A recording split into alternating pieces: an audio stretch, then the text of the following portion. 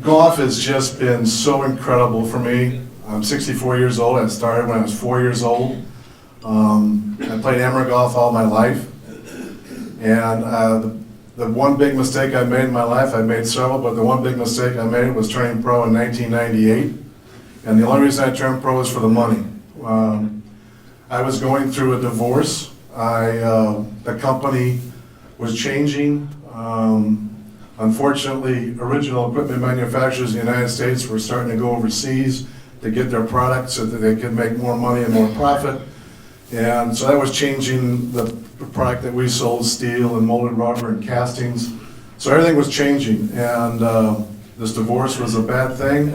It's kind of one of the reasons why I came to Christ, when I thought it was a sixth sense that I was having. And when I was unfaithful first, but when I found my wife in that situation, I came to a friend of mine in St. Louis who happens to be a guy named John Moore. He told me one day I would come to him, I would get on my hands and knees, and then after that day that God put me in that position at that specific time, which was incredible to me, I called him up and said, I'm coming to see you, you gotta help me. So I went through all that process, but I turned pro. I turned pro only for the money. And that was exactly the wrong reason, and that's not what God had planned for me. And I will tell you that the reason why I know that is because when I had won $1.4 million. Yeah, that's a lot of money, but it's not enough to make it on the tour. I went to 6 Q schools. I find I got, of the 121 events I played in as a professional, I got 36 sponsor exemptions, because I really, I'm very grateful to you all who would make it possible, who go to the tournaments, the sponsors. And so when I got these 36 sponsor exemptions, I love playing. I mean, I love playing with my foursome and playing with guys and meeting pro-am guys. I mean, I came from sales, but I just loved it. I loved doing it. So that's why I was very successful getting sponsor exemptions. Well, after 6 years, I said, you know, it's time. This is ridiculous that people are giving me a freebie. If I can't earn my way, I'm not going to do it. So I never could, because I was always worried about the money. When I had to hit a shot over the water over here, my caddy would say, well, you got to go for the target. You got to go for the hole. I said, no, there's water over here. I got to hit over to the left. Well, pars don't make it on tour. You got to make birdies. So get this. So this is why I know that God said, you're doing it for the wrong reason. Is that I had 97 top 48 finishes on the Champions Tour. If you had 100, you get a lifetime membership to all the TPC courses in the country for your family. I have 2 boys that play golf, so and you can take guests and you get free things and all that kind of stuff. So I got 97. I came down here and played at what's now called the Coors Open. I got some new clubs, made a little swing change. I finished 5th. I said, I'm playing pretty good. Things are maybe changing. Well, you got sucked in, didn't you? Exactly.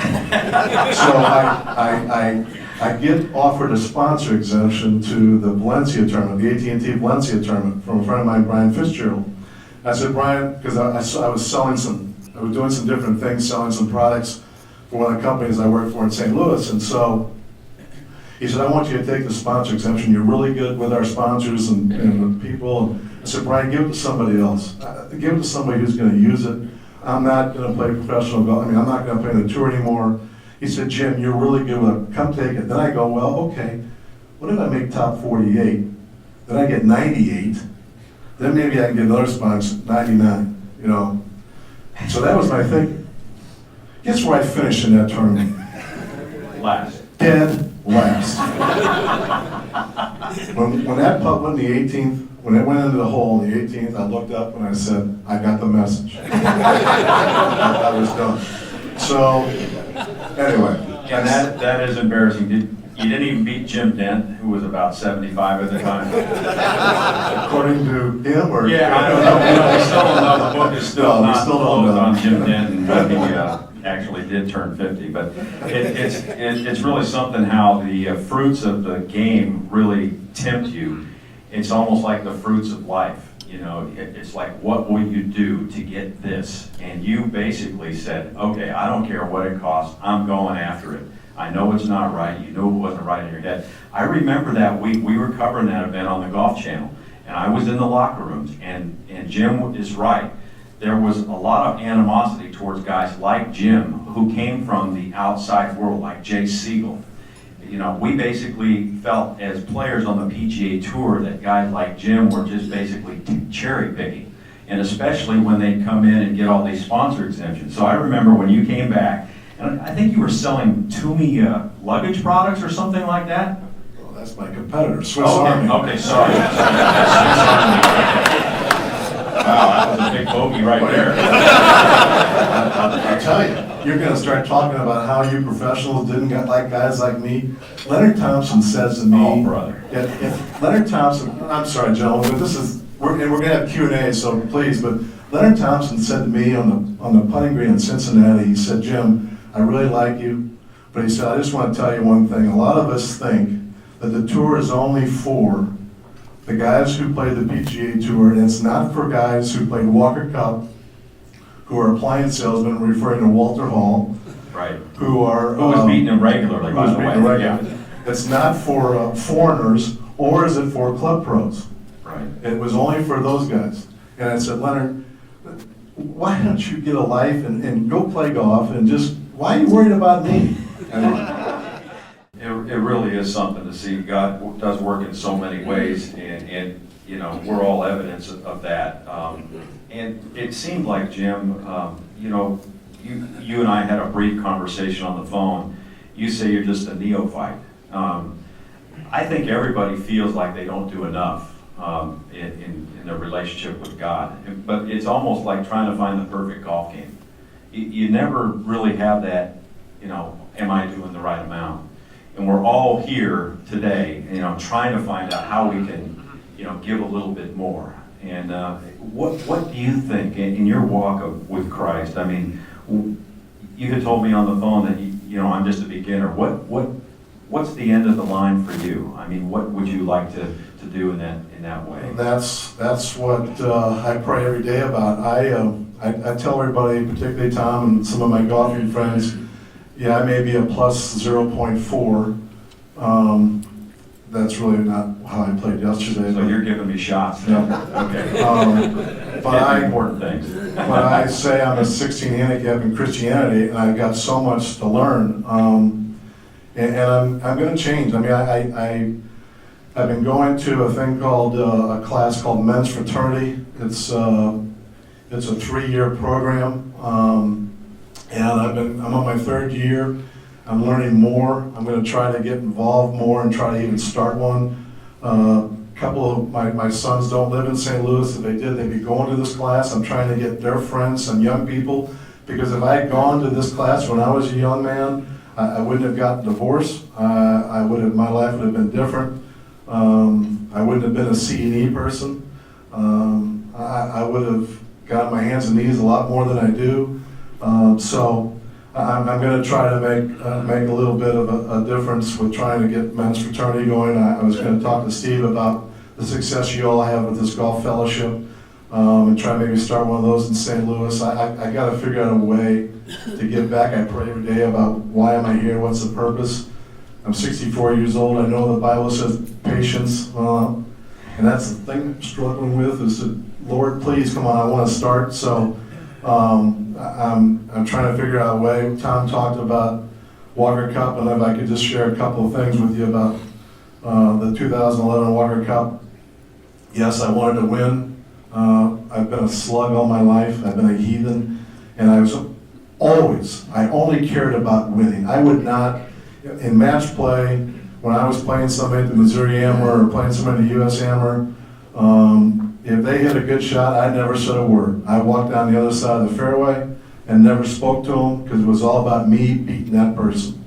That's changed. I'm completely different, except I almost threw a guy in the water yesterday because he made a 50-foot putt. But I will tell you that my mission to go over to Walker Cup in Scotland was to take 10 young men and to tell them, try to teach them about really what's important in life. and to represent our country. Yes, we lost, but my guys represented the United States of America with honor and respect. We had a great time.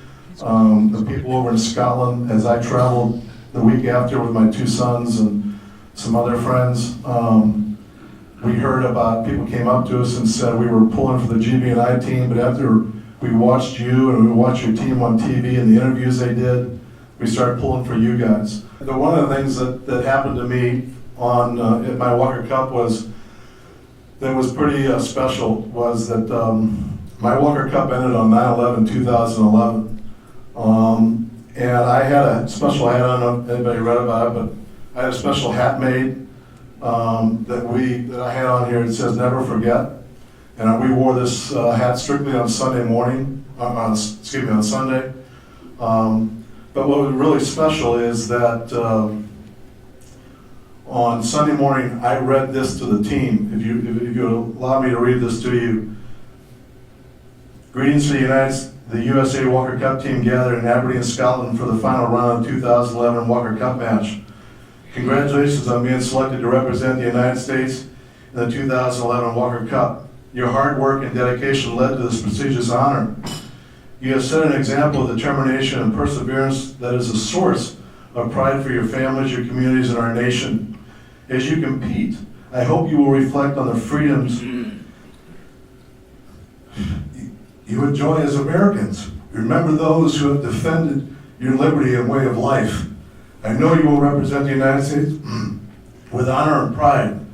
Laura and I send our best wishes for a successful match. Good luck to Captain Jim Holtgrieve and the rest of the team. USA, signed George Bush. So he sent that letter to me, and I read to the team. Now, did we win? No, we didn't. But these guys came out of that room, and they fought hard for the United States, and I'm confident that these 10 young men are going to go in their future and do the right thing. So it was just, it was one of the best experiences of my life, and they're going to give me another chance for 13, and so my message is going to be the same, and trying to take 10 young men to help them explain what's really important in life. One of the things that this book, Golf Shaker Journey, I just want to tell you a quick story, if you would allow me, that I had a chance to play with Dr. Cook, and we have a Bible study up at Pine Valley Golf Club. I'm fortunate to be a member there, the Harrises, Mr. Case, and it's, so I got, Dr. Cook came up and spoke, and then Saturday morning I got paired with him. And we're walking to the first tee. He said, "Okay, I've heard a lot about you. I heard about how you whine and you complain and you cry and you do this and all that kind of stuff." And I said, "Well, Dr. Cook," I said, "yeah, some of that's true, but come on, let's have a good time." So he takes my ball after the little study we had Saturday morning. He takes my ball and he puts JPT on it. Be joyful, be prayerful, and be thankful. It's out of Theologians. Right. That's the one. Yeah, so see, 16 handicap. So he puts JPT on my golf ball. Well, so we're playing and we're having a good time. We get to the fourth tee. It's a blind tee shot. We all hit it right down the middle of the fairway. We get up over the hill. There's 3 balls in the fairway. Well, I start already. I said, "Dr. Cook, I guarantee it's my ball. It's not, my ball is through the fairway." You get down there, sure enough, my ball is through the fairway, it's through the rough, it's in this bunker, and it's in a downhill lie like this. And I say, "Dr. Cook, come over here, come here. You see what happened? We all head down the middle of the fairway. You see where my ball is? Just like this." He said, "Jim, look up, it's sunny, it's beautiful, we're here at Pine Valley, we're playing golf. JPT. Somehow I get on the green, make a 40-footer for 3 for birdie. We're walking to the 15, he just looks at me and starts shaking his head. We get to the 18th tee. We've had a great time. I talked to him about the Lord, and he's just an unbelievable man. So we get to the 18th tee. I hit this Shankopotamus to the right off the tee, and I get up there, it's in the bunker, and as I get closer to it, it's buried in the top lip of the bunker. I get up there, and the only thing I could see is JPT. You couldn't see it, you couldn't see it. I mean, it wasn't upside down, it wasn't, you couldn't, all you could see is that. I said, Dr. Cook, come over here. And he said to me, he said, Jim, if you don't think God's not talking to you. So I tell you, gentlemen, that, you know, before, and I just want to quote one thing, I'm sorry, but in the book,